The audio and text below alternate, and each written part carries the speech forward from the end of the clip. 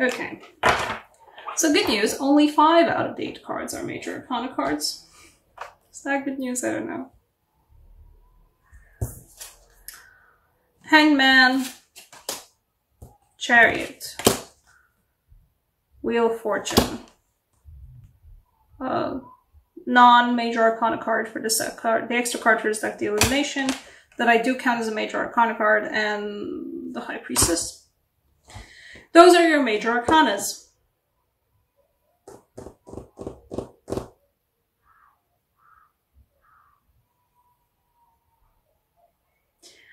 I can't even make heads or tails of this energy, to be honest. I'm going to show you the rest of the cards while I'm trying to make sense of this. We have the 3 of Pentacles, we have the aforementioned 9 of Swords, we have the Queen of Wands. Okay, what are you guys saying?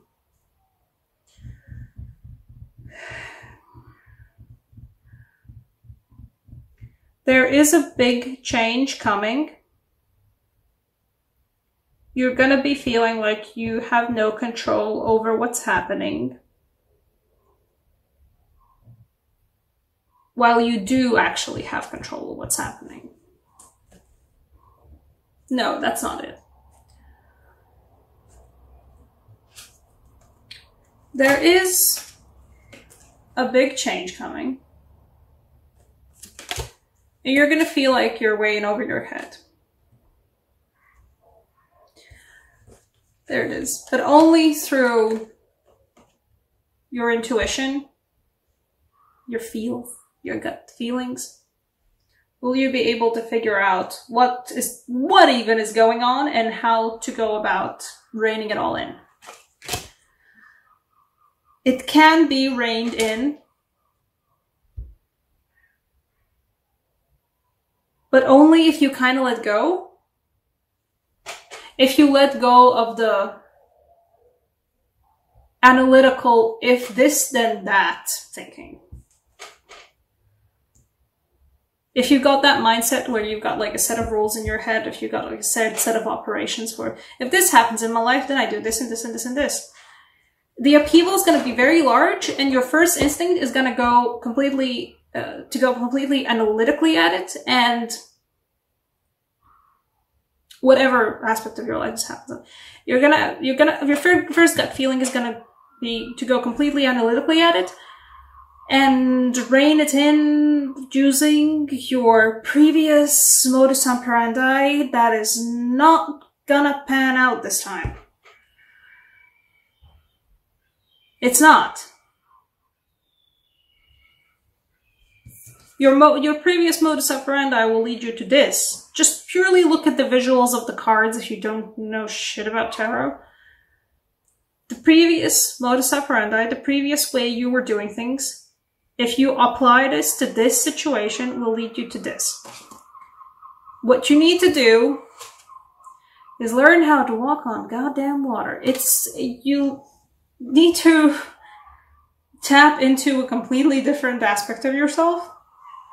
And that will lead you to be the absolute boss of the situation. I mean, the situation is still a mess, and there's still,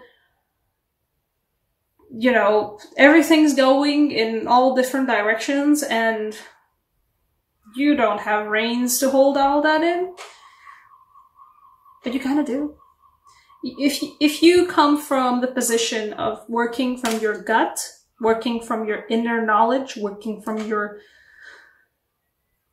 feelings, I don't know, working from your heart even, you're going to be able to handle this. If not, then this. I mean, either way, probably this. Either way.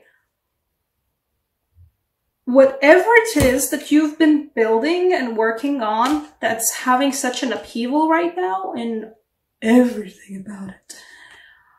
Might be a job, might be a venture, might be a like outside of work way of income, might be I don't know, living situation, something that you've been putting serious work into, literally laying the bricks in some cases.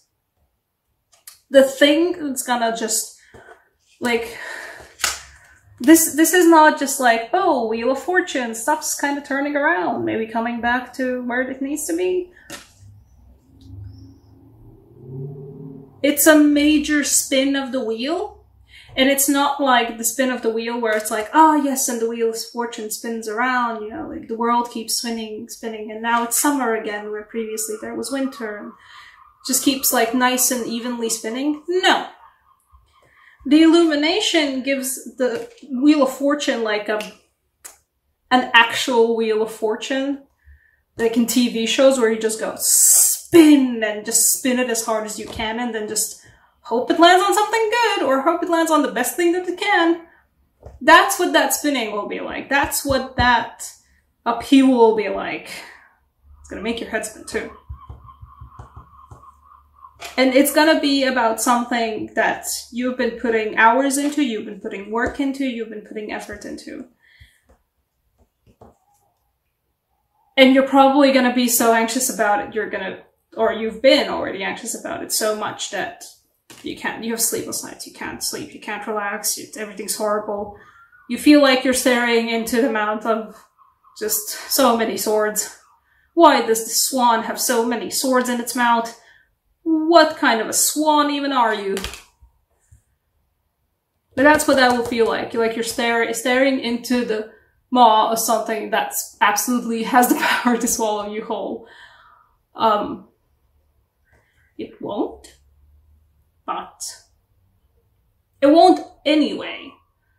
But if you have the ability in you to connect more deeply with your intuitive side, with your feeling side, with everything, with this, with the delicate balance of walking on water.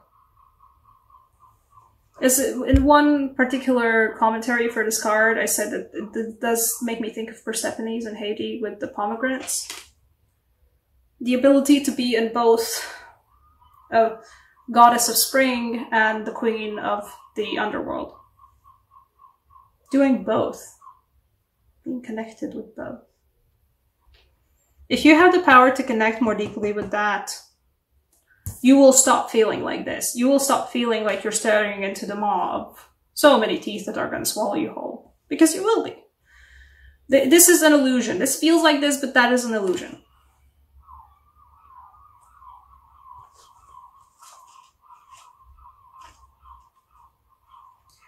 Not...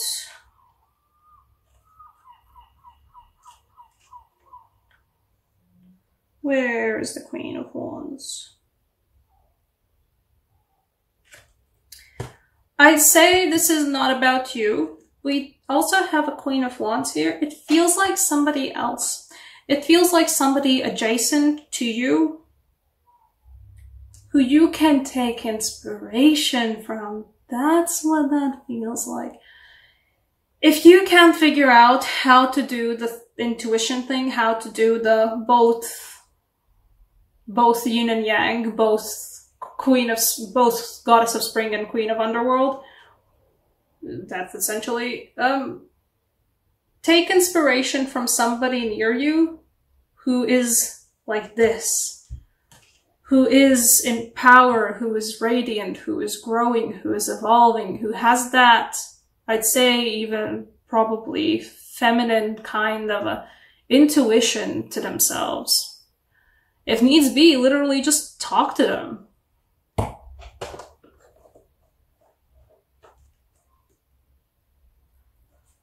You will... They will be around you. Somebody like that will be around you. I don't know whether it's somebody close to you romantically or a mother figure, perhaps a father figure, I don't know, some parent figure. But somebody who has that vibe with the universe, or even when you've seen that they've gone through times when they're just swamped, when they're just way in over their heads, but they still manage to retain that, yeah, I'm in over my head, but I've got a I've got a vibe about where this is going. I've got a vibe of how to handle this, and they do. That person, okay, is where you get that inspiration from. Possibly somebody who is a past friend, a good past friend, or a good past relationship of any kind. A family friend that you had a really nice, close, and like a really nice relationship to.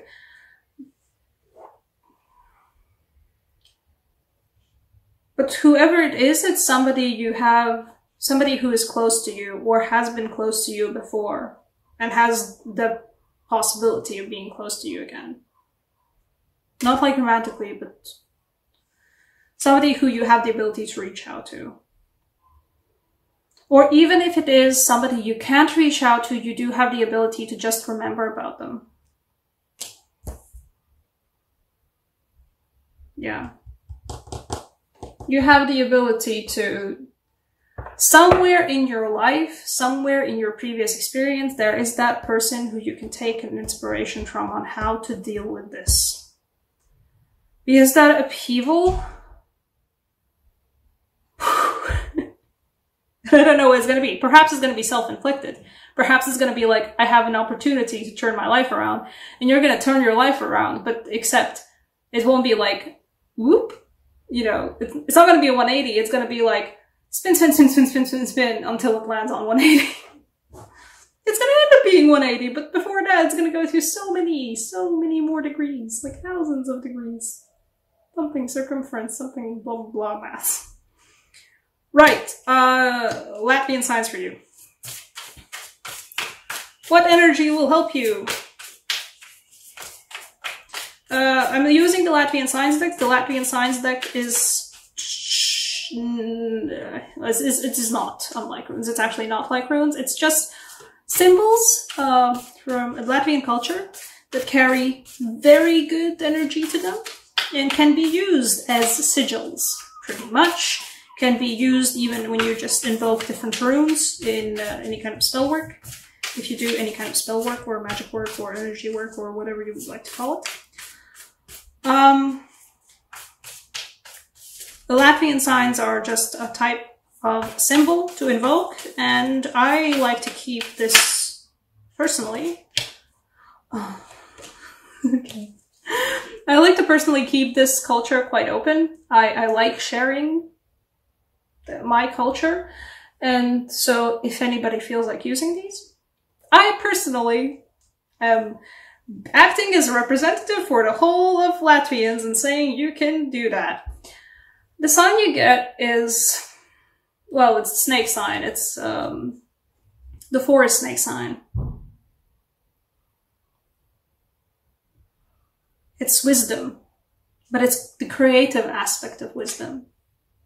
This is one of my favorite signs. I actually have a tattoo of it on the back of my neck to kind of speak wise words, or at least hopefully eventually speak wise words.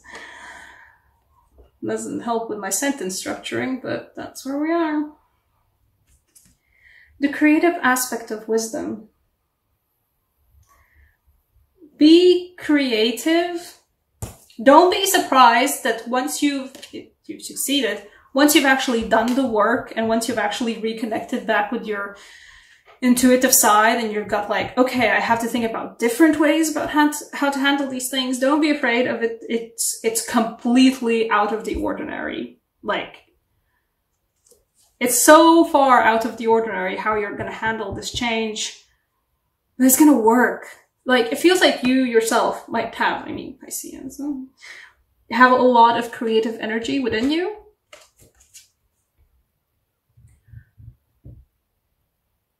That creative energy kind of holds the universe together. I just said that, I guess. That creative energy holds the universe together. It can also hold this together. Well, it's a little bit like, whoa, what even is going on? If you are if you are pursuing a creative, whatever venture it is for yourself, that's where you're going to find the strength in. That's where you're going to find the oddest solution on how to deal with this. Like, it's going to be something you're going to have to like think in like loops kind of about it. Like, you're going to have to think differently, but whatever it is that you're doing creatively, or multiple things that you're doing creatively, somewhere in there, that's where you're going to find the thing that's going to help you hold this all together and stop having sleepless nights over it. As I said, I'm happy to share with all these symbols, so take a screenshot or pause the video and draw it down. These can be used as sigils. These can be used as just signs of strength to keep around, you know, put it on a piece of paper, put it in your wallet, put it on a piece of paper, put it in your planner. Whatever item that you carry around, or wherever it is that the upheaval is happening, keep it close, and it's gonna help. Or it's gonna at least help with drawing that energy there. It's gonna help with getting that creative energy over there. And it's also wisdom in that sign. I mean, that's the wisdom sign. That's what the snake sign is, the wisdom sign. There's wisdom in that creativity. Not everything has to be like, if this then that, if this then that, like analytical, straight to the point, like kind of like programming. Like, it doesn't have to be that. No, there's wisdom in creativity. There's wisdom in the flow of things and figuring stuff out in a different way.